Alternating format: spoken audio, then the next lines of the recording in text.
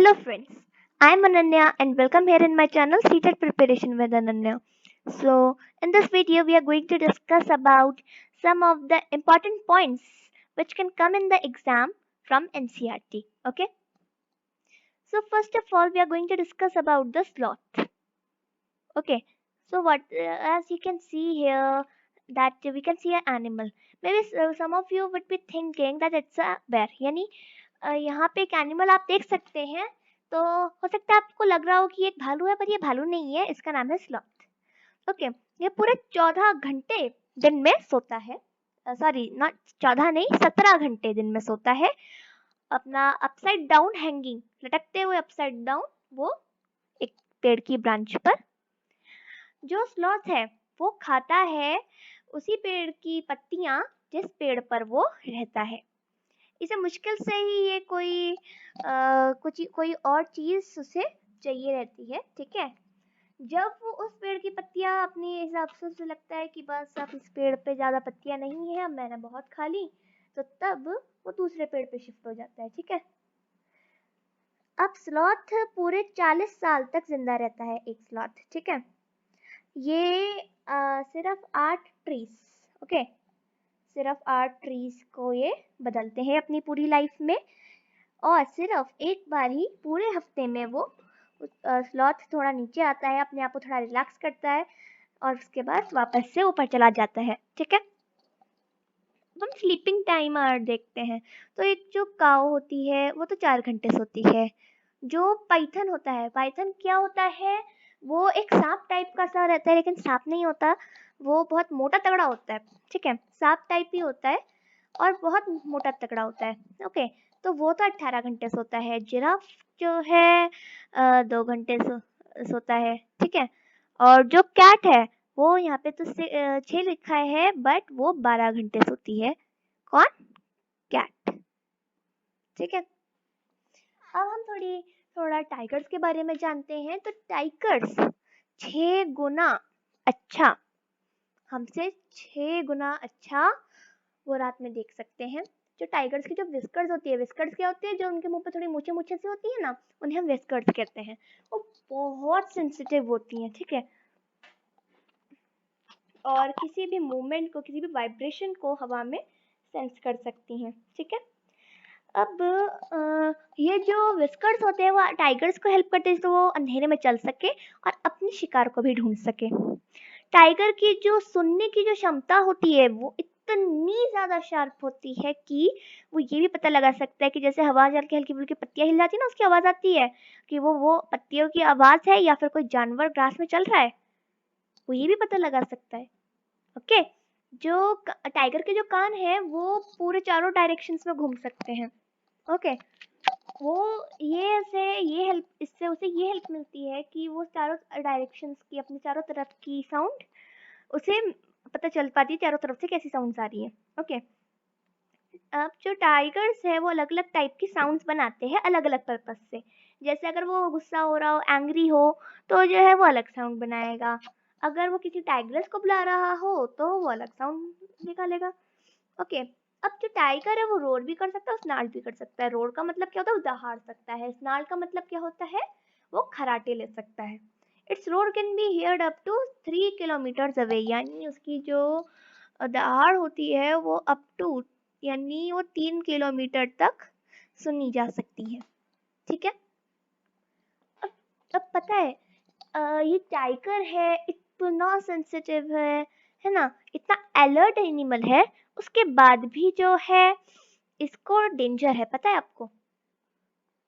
और और अभी तक भी, आज भी टाइगर्स डेंजर में है.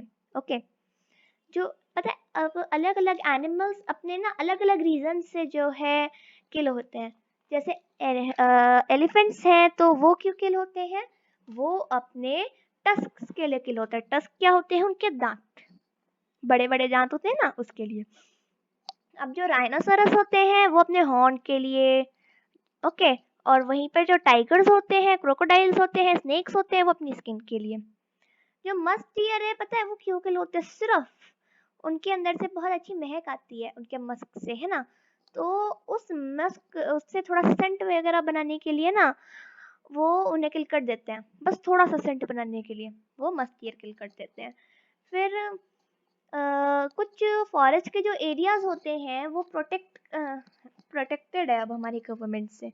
उनमें से जो है वो है the Jim Corbett national park, okay, जो उत्तराखंड में है, और घना, ओके, जो है भरतपुर डिस्ट्रिक्ट राजस्थान में, और भी हैं अभी, ओके। अब इन एरियाज में कोई भी एनिमल्स को मार नहीं सकता उन्हें या फिर जो जंगल जैसे डिस्ट्रॉय हो जाता है, डिफॉरेस्टेशन, यस, तो जंगल डिस्ट्रॉय नहीं कर सकता, ठीक है। अब है एक चैप्टर है एनसीईआरटी बुक का, अ snake charmer story. Snake charmer कौन होते हैं? जो सपेरे होते हैं ना, उन्हें हम स्नेक चार्मर कहते हैं। तो सपेरास, जो सपेरे होते हैं उन्हें हम कलबेलियाज भी कहते हैं। कलबेलियाज क्यों कहते हैं? क्योंकि वो कलबेलिया, मोस्टली सपेरास कलबेलिया नाम की एक कास्ट से बिलोंग करते हैं।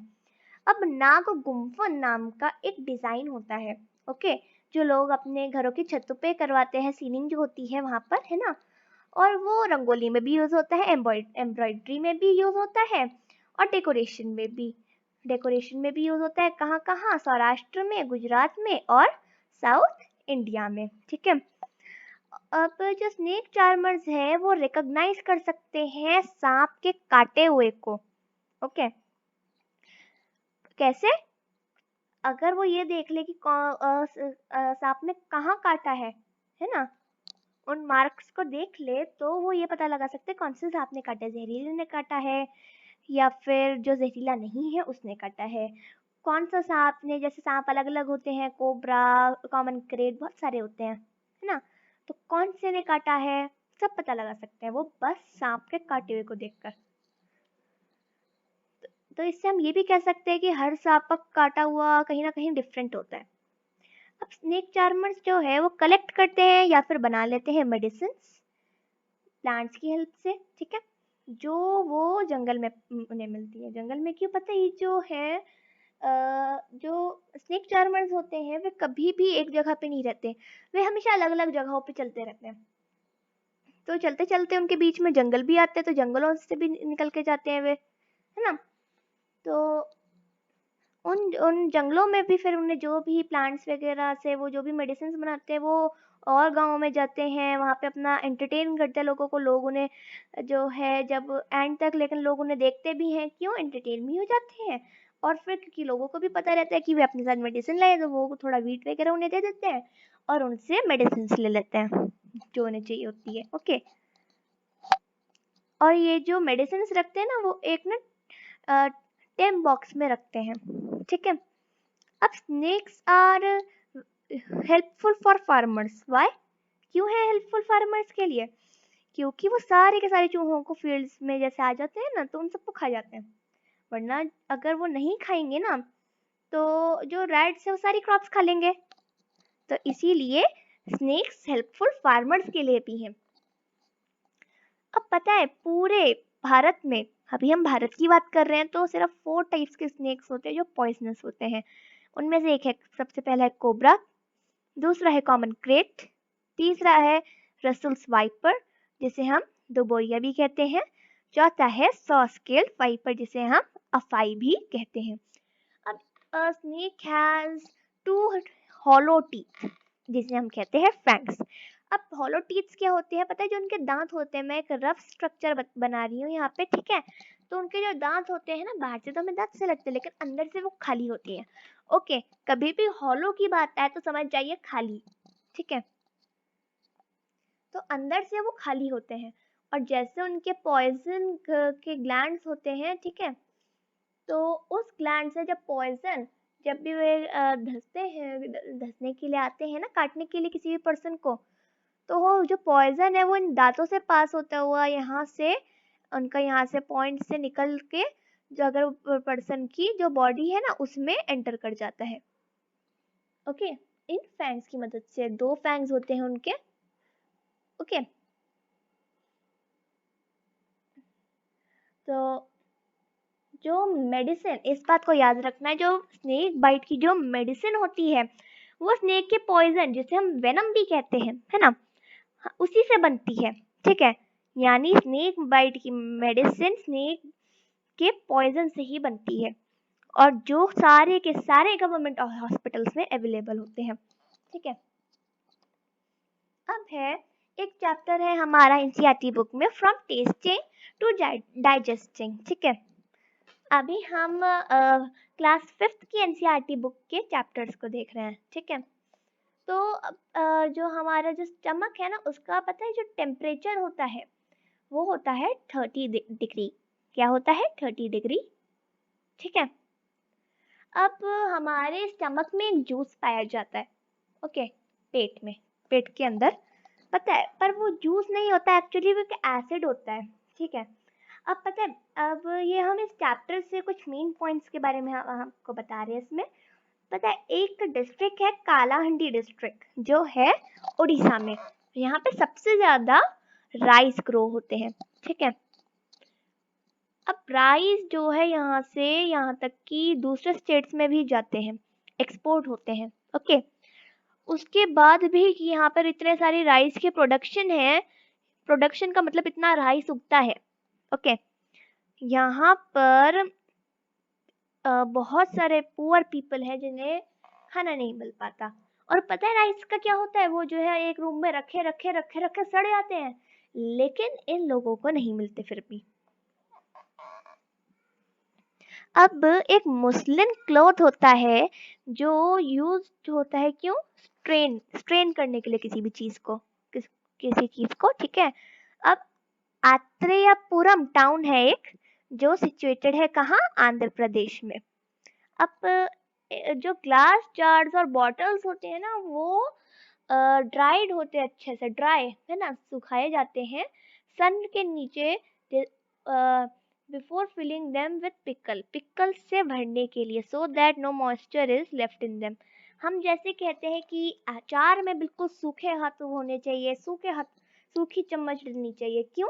उससे मॉइस्चर, जिससे मॉइस्चर ना आए, क्योंकि अगर मॉइस्चर आ जाता है तो बैक्टीरिया तुरंत उस पर अटैक कर देते हैं, और फिर वो ज्यादा दिनों के लिए लास्ट नहीं होता, यानी वो फिर ज्यादा दिन नहीं चलता, ओके। अब ये अलग अलग मेथड्स है यहाँ पे, फोर चार चीजों को प्रिजर्व करने के अलग अलग मेथड्स दिए गए हैं, विदाउट फ्रिज और एनीथिंग, ओके। सो अब है पहले, सबसे पहला है मिल्क। तो मिल्क को क्या करिए, एक बॉल में जो है, इसे बॉल में डालिए, और उस बॉल को जो है ना, बॉल कटोरी को, ओके, एक कटोरी में या भगोने में रखिए, उस मिल्क पहले रखिए। उसके बाद जो है उस कटोरी को आप जो है एक कंटेनर में रख दीजिए, जिसमें जो है थोड़ा पानी हो, ठीक है। अब फिर है कुक्ड राइस को, जो बने बनाए चावल होते हैं उन्हें कैसे करें। अब उन्हें ना लपेट दीजिए एक डैम्प क्लॉथ। डैम्प क्लॉथ क्या होता है? जो हल्का गीला हो। फिर है ग्रीन कोरिएंडर, है ना, जिसे हम कहते हैं धनिया। तो अब उसे कैसे प्रिजर्व कर सकते हैं हम? तो उसे क्या करना है, उसे सिर्फ बॉईल कर दीजिए आप, ओके। बॉईल कर लीजिए किसे? ग्रीन कोरिएंडर को, यानी धनिया। फिर है अनियन और गार्लिक, दोनों का एक ही तरीका है, keep it in a dry and open space, okay. Mostly लोग इसे ऐसे करते हैं, हम उसे एक ड्राई स्पेस में रख देते हैं, ड्राई और ओपन स्पेस में, ओके। अब हम देखते हैं कुछ प्लांट्स के बारे में जो हंट करते हैं, ओके, जो और इंसेक्ट्स को मार देते हैं। तो अब पता है, कुछ प्लांट्स ऐसे भी होते हैं जो ट्रैप करते हैं और खा लेते हैं फ्रॉग्स को, इंसेक्ट्स को, और यहाँ तक कि चूहे को भी खा लेते हैं। और ये होता है पिचर प्लांट। क्या होता है? पिचर प्लांट, जिसे हम बोलते हैं नेपेंथीस। क्या बोलते हैं? Nepenthes is one of such plants, यानी उनमें से, उन प्लांट्स में से एक है, उनकी अलग अलग स्पीशीज होती है, ठीक है। It is found in Australia. कहाँ फाउंड होती है? ऑस्ट्रेलिया में, ओके। ऑस्ट्रेलिया में फाउंड होते हैं, इंडोनेशिया में फाउंड होते हैं, और मेघालय में भी फाउंड होते हैं, जो कहाँ है? इंडिया में है, okay. It has a picture like shape, picture जैसा होता है, देखिए जैसे आप यहाँ पे देख सकते हैं ना, पिक्चर जैसा, ठीक है। And the mouth is covered with a leaf. Okay, leaf होती है ना, लीफ, पत्ती, पत्ती से कवर्ड रहती है उसका जो मुंह होता है, ठीक है। The plant has a special smell that attracts insects to it. जो प्लांट होता है ना, उस पे एक स्पेशल स्मेल होती है, उसकी खुद की एक खुशबू होती है, जिससे वो जितने भी इंसेक्ट्स है उसे अपनी तरफ अट्रैक्ट कर लेती है। और जैसे ही इंसेक्ट उसके मुंह के अंदर लैंड होता है, वो है ना, वो जो प्लांट है वो उसे तुरंत ट्रैप कर लेता है, और जो इंसेक्ट है इतना तेज करते, इतना जल्दी, इतना क्विक, कि वो चीज उससे बाहर ही नहीं आ सकती, ठीक है। अब क्या हुआ, ये जो बात है ये हुई थी 1948 में। एक दिन जॉर्ज मेस्ट्रल, ओके, आ रहे थे अपने वॉक के साथ, अपने डॉग के साथ वो वॉक पे गए थे, और वो आ रहे थे। वो बहुत ही ज्यादा शॉक्ड हुए थे देखकर कि जो सीट्स हैं वो स्टिक, मतलब चिपक गए थे उनके पूरे कपड़ों पे, और उनका जो डॉग है, डॉग्स के जो फर होते हैं ना उस पर। उन्होंने सोचा अ, कि क्या ऐसा हुआ कि वो उनके कपड़ों से और डॉग के फर से चिपक गई ये सीड्स, ओके। तब उन्होंने एक ऑब्जर्व किया कि जो सीड्स को एक माइक्रोस्कोप के नीचे उन्होंने देखा कि वो जो सीड्स है उनमें टाइनी टाइनी हुक्स लगे हुए हैं, ओके, जिससे वो चिपक जाते हैं कपड़ों पर और फर पे, ठीक है। इससे मेस्ट्रल को एक आइडिया आया, जॉर्ज मेस्ट्रल को, जिससे वो एक वेल्क्रो बना सके। वेल्क्रो क्या होता है, जो आपके शू के यहाँ पे ऐसे लगा रहता है ना, उसे हम वेल्क्रो कहते हैं, ओके। फिर उन्होंने क्या किया, उन्होंने एक मटेरियल बनाया वैसे ही टाइनी टाइनी हुक्स के साथ, ओके, जिससे वो स्टिक हो जाए, ठीक है। वेल्क्रो अब यूज होते हैं बहुत सारी चीजों में, कपड़ों में भी, जूतों में भी, बैग्स में भी, बेल्ट्स में भी, और बहुत सारी चीजों में, ओके। अब है वंडरिंग सीट्स। पता है, जो सीट्स है वो बहुत अच्छे ट्रैवलर्स हैं, पता है। वो वो जा सकते हैं बहुत दूर, ओके, बहुत दूर और बड़ी बड़ी जगहों तक भी। कैसे, वो जो है उनकी वो बहुत फ्री में ट्रेवल करते हैं एक्चुअली, ओके। उन्हें जो है, उन्हें एरोप्लेन में बैठने की ज़रूरत नहीं होती, मतलब वो जो है उन्हें टिकट लेने की ज़रूरत नहीं होती है, एयरप्लेन में एयरपोर्ट जाने की भी ज़रूरत नहीं होती ऐसे, ओके। वो खुद नहीं जाते, लेकिन उनका जो ट्रेवलिंग का वे है वो उन्हें ऐसे ले जाता है। अब जो सीट्स है उनमें बहुत सारे टाइनी हुक्स हैं, ओके, जो लोगों के जो है क्लोथ्स पे या और फर पे स्टिक हो जाता है, और फिर वो जो है यहाँ तक कि पानी में भी ट्रेवल कर सकते हैं, ठीक है। पता है, जब जो सोयाबीन के जो पॉड्स होते हैं ना, वो थोड़ा थोड़ा वैसे ही आप मान लीजिए जैसे हमारे मटर होती हैं, उन्हीं की जैसे थोड़ी सोयाबीन होती है, बस सोयाबीन थोड़ी मोटी मोटी होती है, ओके। तो जब वो ज्यादा ही पक जाए तो वो अपने आप ही ना फट जाता है, और जो उसके अंदर की जो सोयाबीन होती है वो पूरी नीचे स्कैटर हो जाती है, ओके। उन्हें हम, इस प्रोसेस को हम स्कैटरिंग कहते हैं। और फिर ओके, उससे फिर क्या होता है, जहाँ पे स्कैटर हो जाते हैं वहां पे फिर जो है नए सीड्स सॉरी नए प्लांट्स उग जाते हैं। अब पता है, जो ग्रीन चिलीज है, टमाटो है और जो पोटैटो है वो इंडिया में पहले नहीं थे, वो इंडिया में लाए गए हैं कहाँ से, कुछ ट्रेडर्स से जो साउथ अमेरिका से आए थे, ठीक है। यूरोप से पता है क्या है, यूरोप से कैबेज आई है, पी आई है, पी, ठीक है। अब जो अफ्रीका से पता है क्या है, अफ्रीका से आई है कॉफी बीन्स और ग्रीन भिंडी, ओके। अब हम पढ़ेंगे एक चैप्टर के बारे में जिसका नाम है एवरी ड्रॉप काउंट्स। अभी जो चैप्टर है ये जो है बात करेगा एक प्लेस के बारे में, मतलब इसमें हम एक प्लेस के बारे में जानेंगे जिसका नाम है घटसी साल, अब पता है सार, यहाँ पे जो सार मीन्स का पता है नेम क्या मतलब क्या होता है, उसका मतलब होता है लेक। ओके, यहाँ पे जो है स्कूल है, यहाँ के ये जो घाट है ना, इस पे जो है स्कूल है। पता है ये जो घड़सी सार, पता है घड़सी सार बोलते हैं हम इसे, घड़ी सार को हम घड़सी सार भी, घड़ी सार भी। तो पता है इसमें क्या होता है कि सार का मतलब तो लेक होता है, बट किंग घटसी, ठीक है, किंग घटसी थे बहुत समय पहले उस जगह पे, तो उन्होंने इस लेक को बिल्ड करवाया था।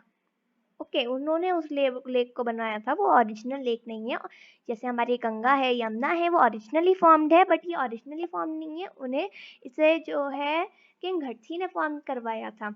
उसमें क्या था पता है, इस लेक में क्या था कि एक मेन लेक होती थी, जैसे कि मेन लेक है ना, उस एक मेन लेक से जब ये लेक भर जाती थी, तो ऐसे बिल्ड हुई थी कि इसका पहले पानी दूसरी लेक में चला जाएगा, है ना, एक दूसरी छोटी लेक में, वो भी भर गई तो तीसरे में तीसरी में चला जाएगा, वो भी भर गई तो चौथी में, वो भी भर गई तो पांचवी में, वो भी भर गई तो छठी में, और वो भी भर गई तो सातवीं में, वो भी भर गई तो आठवीं में, और वो भी भर गई तो नौवीं में। तो ऐसे करके 9 छोटी लेक्स इस बड़ी लेक से मिली हुई थी, ठीक है। तो ये जो स्टोरी है वो जैसलमेर की है, कहाँ की है, जैसलमेर की। ओके, यहाँ पर 9 लेक्स थी जो फिल हो सकती थी एक सिंगल लेक से, जैसे मैंने आपको अभी बताया। जैसलमेर में बहुत कम बारिश होती थी, सिर्फ एक बार, साल में, या फिर कई बार तो वो भी नहीं होती थी, है ना, क्योंकि राजस्थान में है जगह, राजस्थान में बहुत कम रेन होती है। और पता है कुछ जगहों पे जो लोग हैं वो सेलिब्रेट करते थे जब भी जो लेक है वो फिल हो जाती थी, पूरी भर जाती थी वाटर से। जैसे उत्तराखंड की एक एक न्यू ब्राइड जब आई अपने न्यू विलेज में, तो उन्होंने उसने वाटर की पूजा की थी अपने विलेज के स्प्रिंग या फिर पॉन्ड जो भी है, तो वहाँ की पूजा की थी। ओके, जब वो अपने न्यू विलेज में आई थी। अब पता है रीजंस भी है कुछ जिससे वेल्स ड्राइड अप हुई, पता है, जो वाटर है वो पम्प्ड हो रहा है ग्राउंड के अंदर से, जब वही पम्प्ड हो जाएगा इलेक्ट्रिक मोटर्स वगैरह की मदद से, तो वेल्स कहाँ से फिल होगी, है ना, क्योंकि वेल उन्हीं उन्हीं वही पानी तो वेल्स में भी होता है। अब जो लेक्स हैं जिसमें जो बारिश का पानी है वो कलेक्ट होता है, अब वो नहीं है। क्यों? वो अपने अपने रीजन से नहीं है, ठीक है। अब जो सॉइल है ट्रीज के अराउंड ये और पार्क्स में is now covered with cement, इतनी फर्टाइल सॉइल हुआ करती थी वो सीमेंट से कवर्ड है। तो इस अब देखिए इसीलिए अब पानी में जैसे बहुत सारी फर्टिलिटी सॉइल ही करती है, तो इस और इस सॉइल के अंदर से ही तो हम जो है अंडरग्राउंड वाटर भी निकालते हैं, है ना।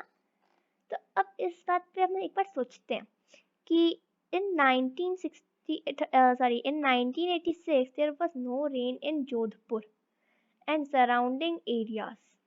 जोधपुर में रेन नहीं थी और आसपास के एरियाज में भी।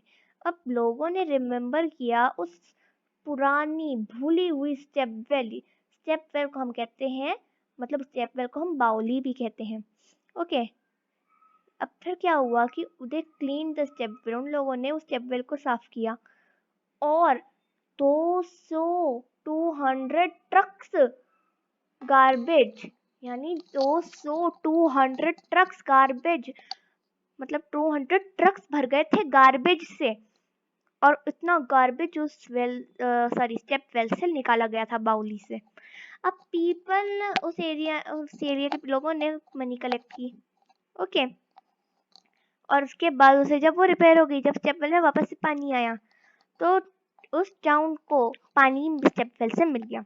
कुछ सालों बाद बारिश अच्छी हुई और फिर से वो स्टेप वेल भूली गई, यानी भुला दिया गया उस स्टेप वेल को कि वो स्टेप वेल भी कभी थी, ठीक है। अब ये है through the eyes of Al Biruni. ये एल बेरोनी कौन था? वो एक ट्रैवलर था जो इंडिया में आया था, और वो आया था एक जगह से जिसका नाम था Uzbekistan.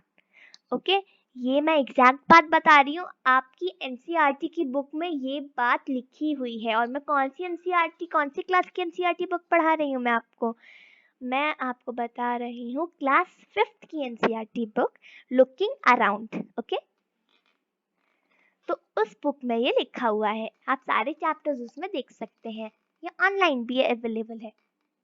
So El Biruni carefully observed and noted down the details of all that he saw. ठीक है?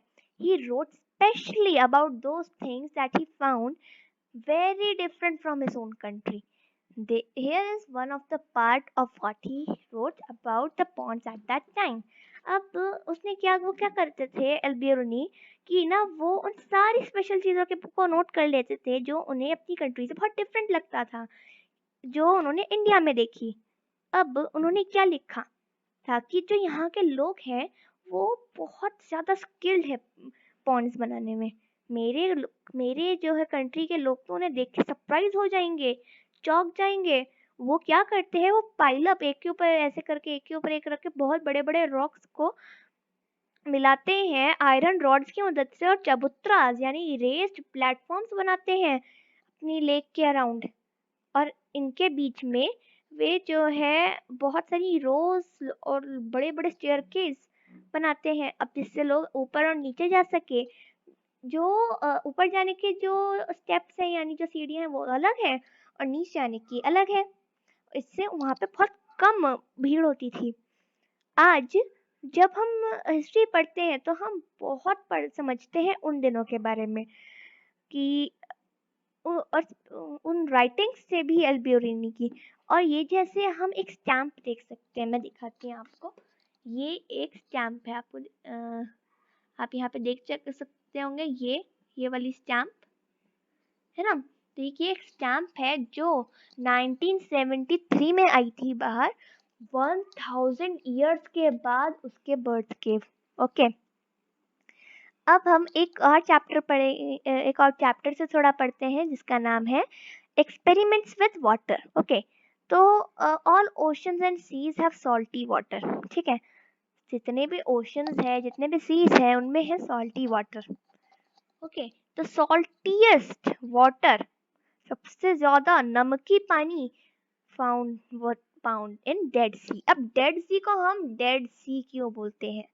ओके, इसका एक रीजन है कि हम डेड सी को डेड सी क्यों बोलते हैं, है ना। ऐसे तो हम पैसिफिक ओशन है, उसमें भी तो सॉल्ट है, लेकिन हम उसे पैसिफिक ओशन कहते हैं, इसे हम डेड सी क्यों कहते हैं?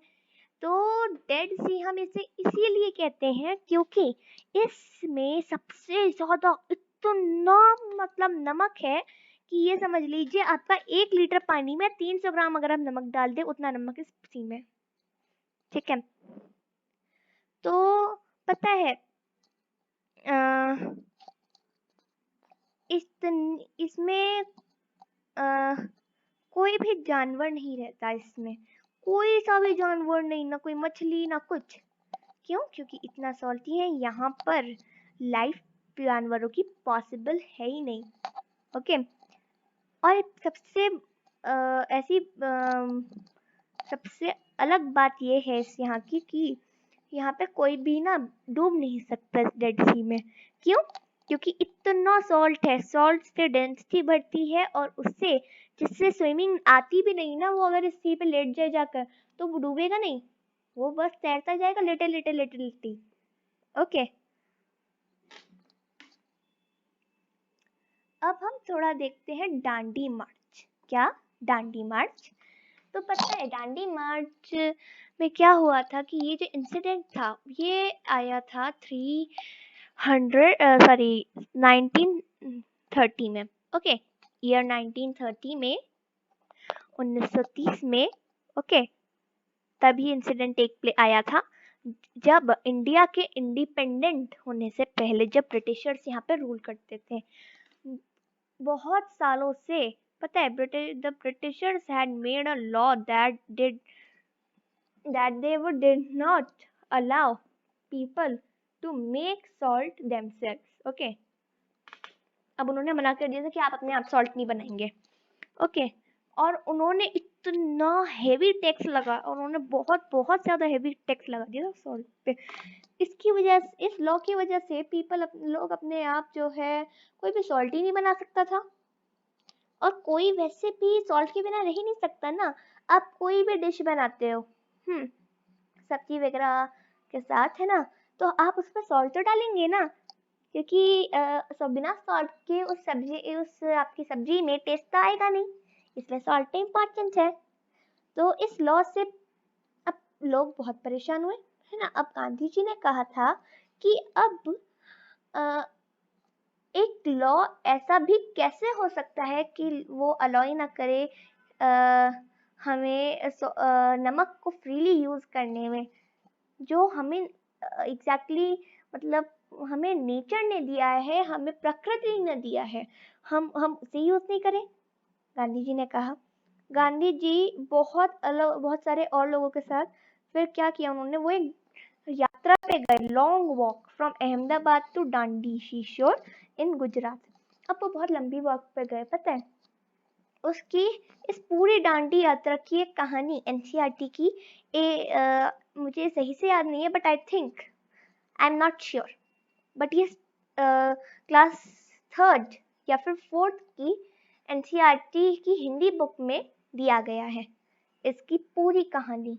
ओके, तो आप चाहे तो उस चैप्टर को एक बार पढ़ सकते हैं। ओके, वो क्लास थर्ड या फोर्थ की बुक में है, I am not sure, but है। मैंने ओके मैंने वो चीज देखी है। तो वो बहुत लंबी वॉक पे गए थे Ahmedabad, okay, to Dandi seashore in Gujarat to protest against this law. नहीं, आपको पता है कि सॉल्ट कैसे बनता है? जो सी का जो वाटर है ना, वो इकट्ठा करा जाता है, ओके, शेलो बेड्स में। शेलो बेड्स थोड़े छोटे छोटे छोटे गड्ढे से जो है बनाते हैं, थोड़े थोड़े थोड़े थोड़े थोड़े से, है ना। उसमें जो है, उसके बाद उसमें उसकी जो सैंड है उसे डग करते हैं।